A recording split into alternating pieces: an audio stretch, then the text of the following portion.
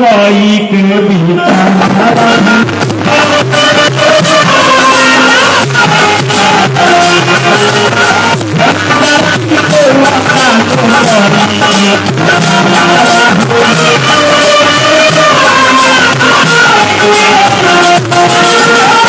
विधि के लिखा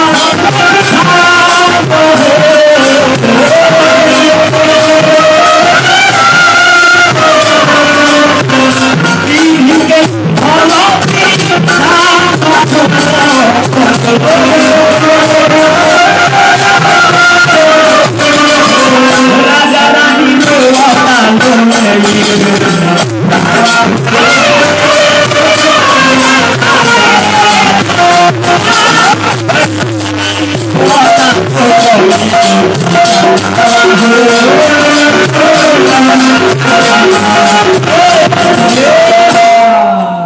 मन मन विचार करता लो तब रानी कह देली कि ऐसे ऐसे बात हुई बा पेट में बबुआ नहीं खन यह विचार करत रहे लो राजा रानी सोचता लो तब तक राजा देखत रहे कि आसमान से एगो पत्थर चमकत चलल बावे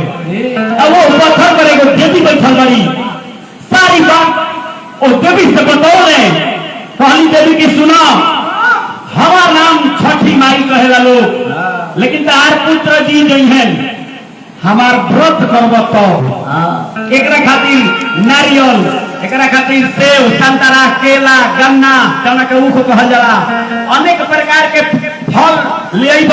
हरा हरा साग सब्जी हमरा के चढ़ाइब आ दुनू बेकत उपवास रहब तहार पुत्र जिंदा हो राजा जाके चारी ओर अपना प्रजा से कह रहा बड़े कि आज एगो व्रत करे के बा हमनी के वो व्रत में सब केहू प्रजा आई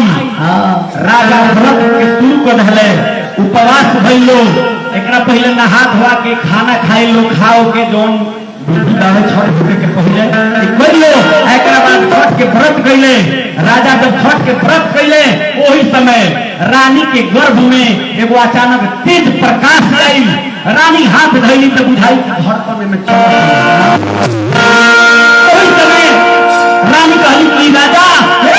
एगो अचानक बात एगो हो गई हमारा पेट में लगता हमनी के संतान जिंदा हो गई राजा चारों ढिढारा पिटवा दे